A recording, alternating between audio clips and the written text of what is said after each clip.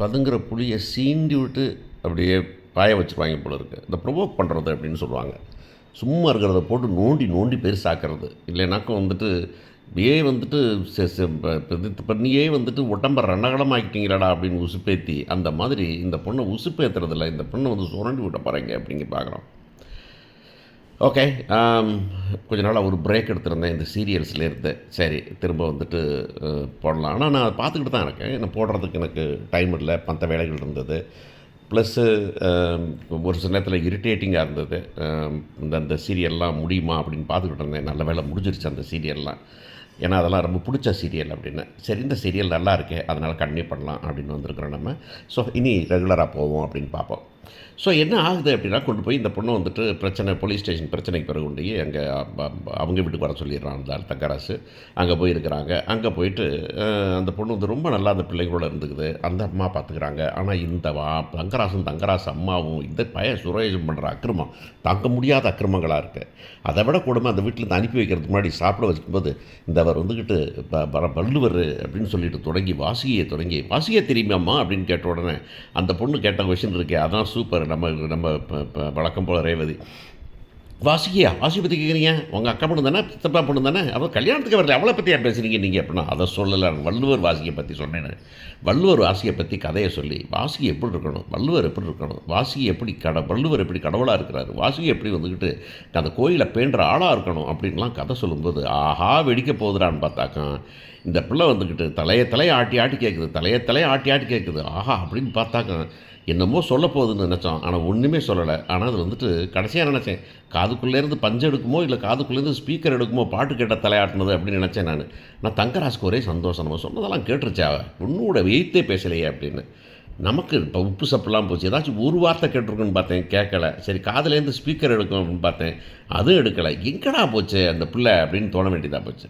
சரி வீட்டுக்கு கூப்பிட்டு வரான். வீட்டுக்கு வரும்போது கேட்குறான் வந்துட்டு, சாரி மெதுவாக ஓட்டுட்டுமா அப்படின்லாம் நல்லா இருக்க ட்ரை பண்ணுறான் சுரேஷ் அப்படிங்கிறத பார்க்குறோம். ஒரு பக்கமாக சுரேஷையும் இந்த பொண்ணையும் வந்துட்டு ஓரளவுக்கு கொஞ்சம் க்ளோஸாக காமிக்கணும் அப்படின்னு. சரி விட்ட உர தொட்டக்கரை இல்லைன்னா சொல்லப்போனால் வந்துட்டு கல்யாணம் முடிச்சாச்சே அப்புறம் ஒன்றாத்தானே ஆகணும் அப்படின்னு கதைக்கு போய்த்தானே ஆகணும் அப்படிங்கிற மாதிரி கொண்டு போகிறது தெரியுது.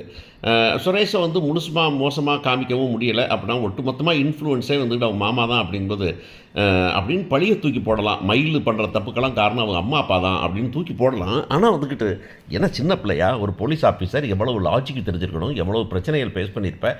ஆனால் அதெல்லாம் விட்டுவிட்டு நான் வந்து மாமனு சொல்கிறத கேட்பேன் அப்படின்னு சொல்கிறதெல்லாம் ரொம்ப கொடுமையாக தான் இருக்குது நமக்கு அப்படின்னு பார்க்குறோம். கதை அப்படின்னு பார்த்தா கூட கதையில் வந்துட்டு ஒரு சில இந்த முரட்டுத்தனமான விஷயங்களை பார்க்க முடியல நம்மளால் அப்படின்னு வந்துட்டு பேசுகிறாரு. அந்த பொண்ணு சாரி நான் வந்து அப்படி தள்ளி விட்டு அடிபட்டேன்னா சொல்லலை, நான் வந்துட்டு தெரியாமல் பட்டுருச்சு அவ்வளோதான் அப்படிங்கிறது அந்த பொண்ணு சாரி சொல்கிறதும் ஓரளவுக்கு மனுஷத்தன்மையோடு அந்த பொண்ணு நடந்துக்குது அப்படிங்கிறத பார்க்குறோம். இவர் வந்துட்டு மாமா சொன்னதுக்காக அப்பா சொன்னதுக்காக அம்மா சொன்னதுக்காக பண்ணுறதா சுரேஷ் பண்ணுறாரு. வீட்டுக்கு வராங்க. வீட்டுக்கு வந்தோன்னே வந்துட்டு சுரேஷை பிடிச்சிட்டு அவங்க அம்மா கதறாங்க, கண்ணீர் விட்டு கதறாங்க. என்னடாச்சு எதிராச்சு, என்னடாச்சு இப்படி அடிபட்டுருச்சுடா, எப்படி அடிச்சுன்னா கீழே படுத்து வலிக்கி விட்டு இப்படி அடிபட்டுடா, ஆஸ்பத்திரிக்கு போனியாடா அப்படின்னு பாச மலையை பொழியிறாங்க. பொழிஞ்ச பிறகு இந்த பொண்ணு மெதுவாக வந்துட்டு உள்ளார போலான்னு கிளம்பும்போது வந்துக்கிட்டு ஒரு நிமிஷம் அப்படின்னு அந்த மாமனார் கூப்பிட்றாரு. ஆஹா வாங்கி கட்டிக்க போகிறான்டா, வாண்டடா வந்து வாங்கி கட்டிக்க போகிறான்டா அந்த ஆள் அப்படின்னு நினைக்கும்போது பாருமா நீ வந்து நமக்குள்ளே பிரச்சனைகள் இருக்கலாம், இருந்தால் அந்த பிரச்சனைகள் நமக்குள்ளே பேசி தீக்கணும். வீடுனா பிரச்சனை இருக்கத்தான் தெரியும், அதுக்காக போலீஸ் ஸ்டேஷன் போய் எங்களை அவமானப்படுத்துறது இந்த வேலைலாம் இருக்கக்கூடாது, தெரிஞ்சுக்கிட்டு உள்ளார போ அப்படிங்கிறாரு. நான் திரும்ப சொல்லுவார் நினச்சேன், மன்னிப்பு கேட்டுட்டு போன்னு சொல்ல போகிறாரு. இந்த பிள்ளை என்னமா கத்தப்போகுதுன்னு பார்த்தா இப்போவும் அந்த பிள்ளை அமைதியாக இருக்குது. ஆஹா அப்படின்னு இப்போ தான் தோணுது. அடுத்து இந்த பிள்ளை கடிச்சு கொதரும்போது அந்த சொல்லுவாங்களே கெண்டைக்கால் கறி எடுத்துருச்சேடா அப்படிங்கிற மாதிரி கடிச்சு உதறிடுமோ அப்படிங்கிற மாதிரி அது வரைக்கும் போவாங்க அப்படின்னு தோணுது. இப்போ என்ன பார்த்து நீ வாட்டில் போகிற அப்படின்னு இந்த அம்மா வேறு ரொம்ப சட்டமாக பேசுகிறாங்க. இந்த பொண்ணு அதை பற்றியெல்லாம் கவலைப்படாமல் இந்த பொண்ணை மட்டும் பார்க்குது, நம்ம மலரை மட்டும். மலர் உள்ளார போகிறாங்க, கிச்சனில் போய் சொல்கிறாங்க, மலர் என்னை வந்துட்டு மன்னிச்சுக்கோங்க அப்படின்னு சொல்லி கேட்குறாங்க. இந்த பொண்ணு அதை பற்றியெல்லாம் கண்டுக்காமல் மலர் இந்த பக்கமும் அந்த பக்கம் பேசுது, நேரடியாக பேச மாட்டேங்குது. காஃபி வேணால் தரேன், சாப்பாடு வேணால் போடுறேன், ஆனால் உன்ட்ட பேச மாட்டேன் அப்படிங்கிற மாதிரி இருக்குது.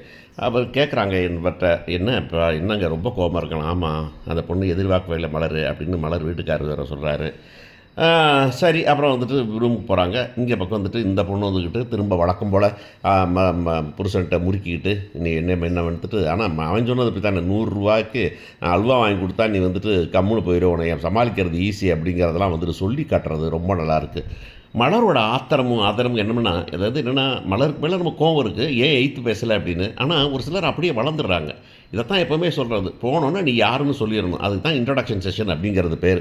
அதுக்காகத்தான் வந்துட்டு உள்ளார கூட்டம் வந்து வரும்போதே யார் யாருன்னு அறிமுகப்படுத்தும் போதே நான் இப்படி தான் இருப்பேன், நான் இப்படி தான் ட்ரெஸ் பண்ணுவேன், நான் இப்படி தான் பேசுவேன், இந்த மாதிரி வேலையில் தான் செய்வேன், நான் எல்லாத்தையும் செய்வேன், ஆனால் என்னை வந்துட்டு அப்படின்னு ஏதாச்சும் ஒன்று சொல்லணும். இது சொல்லாமையே இந்த பிள்ளை வளர்ந்ததான் காரணம் அப்படிங்கிறது தான்.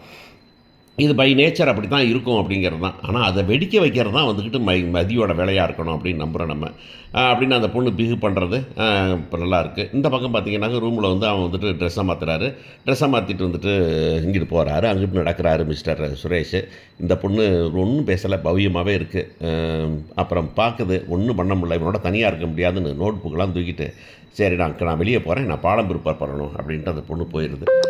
நான் பாடம் பிற்படுறேன் நீ வெளியே போகணும்னு சொல்லலை, நான் பாடம் பிற்படுறேன் நீ தூங்குன்னு சொல்லலை, நான் வெளியே போகிறேன் அப்படின்னு சொல்கிறது வந்துக்கிட்டு ஏதோ ஒரு சிறிய மாற்றத்தை ஏற்படுத்துது. அட்ஜஸ்ட் பண்ணலான்னு நினைக்குதா அப்படிங்கிறதெல்லாம் எனக்கு தெரியல. அப்படிலாம் வந்துட்டு அட்ஜஸ்ட் பண்ணணும்னு ஆரம்பிச்சிட்டிங்க அப்படின்னாக்கா தரையில் தூக்கி உட்காருவாங்க அப்படிங்கிறதும் தெரியும் நமக்கு. ஸோ இந்த பொண்ணு என்ன பிளான் பண்ணுது, இல்லை இந்த பொண்ணோட கேரக்டருக்கு என்ன பிளான் பண்ணுறாங்க அப்படிங்கிறது நமக்கு ப்ராப்பராக தெரியல. ஆனால் வந்துட்டு இது நம்ம எதிர்பார்க்குற மதி இல்லை அப்படின்னு தோணுது. பார்ப்போம், யாராக இருந்தாலும் ஒரு சில விட்டு கொடுத்து பிடிக்கலாம் அப்படின்னு நினச்சி கூட சரி பார்ப்போம், கொஞ்சம் அமைதியாக போவோம், அப்புறம் பார்த்துக்கலாம் அப்படின்னு நினைக்குதா. ஆனால் ஒன்று அப்படி போயிட்டாக்க அப்படியே பழகி போயிருமே அப்படிங்கிறது தான் விஷயம். நான் அடித்தானாக்க வாங்கிடுவேன், இல்லைனாக்கா அப்படின்ன பிறகு இல்லைனா பழகி போயிடும் அப்படிங்கிற மாதிரி கதையாயிருமோ அப்படிங்கிற பயமாகவும் இருக்குது. எனிவே இந்த பொண்ணு ஒன்று, இன்னொன்று இந்த பொண்ணால் வந்துட்டு மலர் பண்ணுறது இல்லை வந்துட்டு பெண்களுக்கெல்லாம் வந்துக்கிட்டு தேவையான நீங்கள் வந்துட்டு தைரியம் பட்டுட்டு போய் அடுத்தவனை அடிக்கணும், புருஷனை அடிக்கணும்லாம் சொல்லலை. ஆனால் ஒரு சுயமரியாதைன்னு ஒன்று இருக்குது அப்படிங்கிறது தெரிஞ்சுக்கணும். நானும் ஒரு மனுஷி, சக மனுஷி, எனக்குன்னு ஒரு மரியாதை நீ கொடுக்கணும் அப்படின்னு சொல்லணும். அப்படி பார்க்க போனால் மலர் பண்ணுறது எவ்வளோ பெரிய தப்பு அப்படின்னு நமக்கு தெரியும். அப்புறம் இப்போ வந்துட்டு காலையில் வராங்க, வந்தாக்க இந்த பொண்ணு வந்துட்டு ஒரு கிச்சனில் வருது நம்ம மலர்.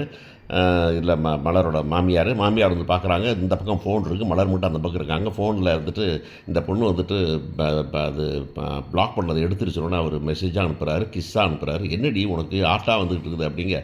ஐயோன்னு இந்த பொண்ணு மலர் ஃபோன் எடுத்துகிட்டு யார் அனுப்புகிறா இந்த கார்ட்டு இந்த நேரத்தில் அப்படின்னாக்க வேறு எனக்கு வேறு யார் அனுப்புவா, அவன் புரிச்சு அவன் மகன் தான் அனுப்புகிறாரு அப்படின்னா பெட்ரூம்லேருந்து இவ்வளோ அனுப்புகிறான் நான் கேட்க. அந்த நேரத்தில் இருந்தாலும் உள்ளார வர வந்துட்டு அம்மா இருக்கிறது அவன் கட்டி பிடிக்க ஒரே ரசாபசமாக போயிடுச்சுன்னு வச்சுங்களேன். அப்போ அந்த பொண்ணு வருது, மதி வந்துட்டு என்கிட்ட பேச மாட்டீங்களா நீங்கள் அப்படின்னு அந்த பொண்ணுகிட்ட போய் கேட்குது.